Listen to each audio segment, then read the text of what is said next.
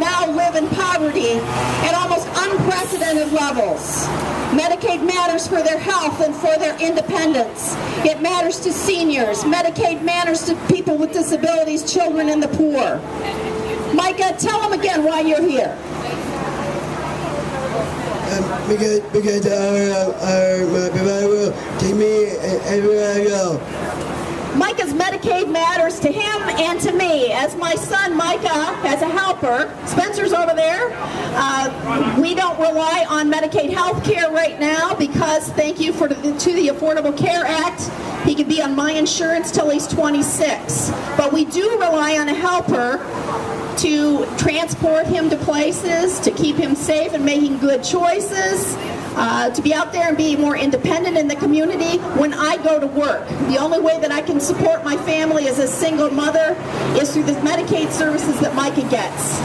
If we didn't have those Medicaid services, I would be forced to stay at home and be receiving Medicaid probably myself, which makes no sense, or Micah would be forced into some kind of other care, which is not what we want. Brent Simons. When I was 21, I had a spinal cord injury.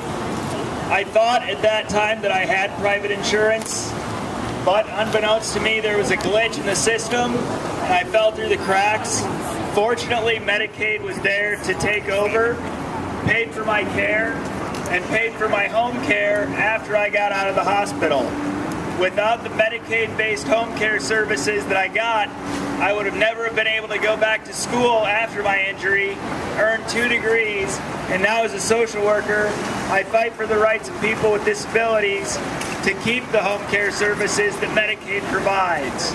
I would have never been able to make it this far with a disability without the services that Medicaid provides.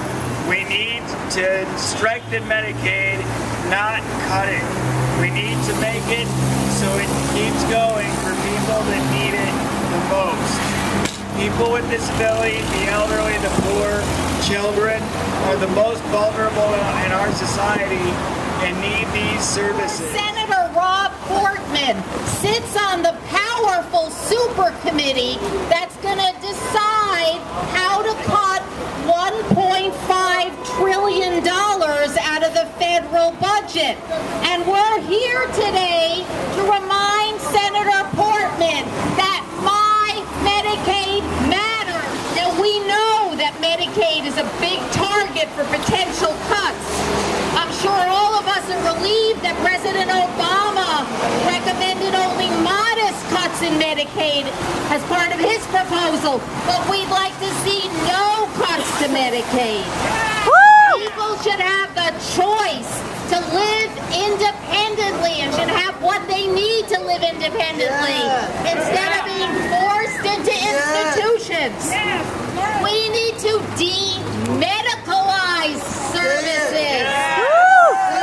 We need to end reliance on costly medical personnel to provide assistance to people by allowing attendants to perform these tasks. We need to expand consumer-directed service options. Many people with disabilities, as you well know, can manage their services and supervise the people who need better care at lower costs. That's real reform. So, how will we be heard?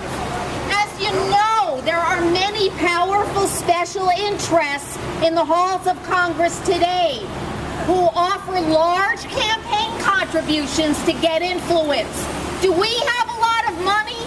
No! Poverty.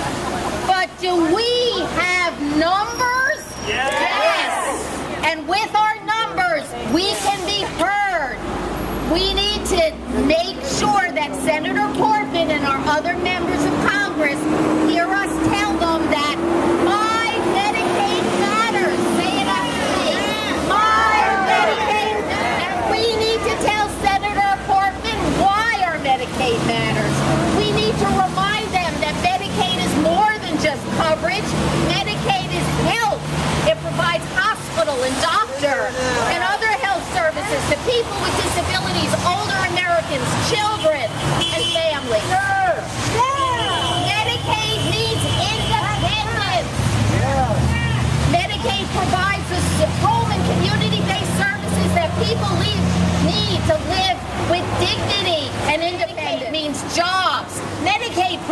provides real jobs in our community for direct care workers who support their families. Reducing Medicaid means reducing a lot of jobs, something we can ill afford to do now. Medicaid matters a lot to a lot of people, like my mother, that paid into these services all her life and worked hard, and my granddaughter that she was born with it.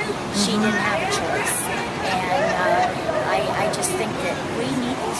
Please don't mess with Medicaid. Reform it, but don't cut it. Please, I beg of you, do not cut it.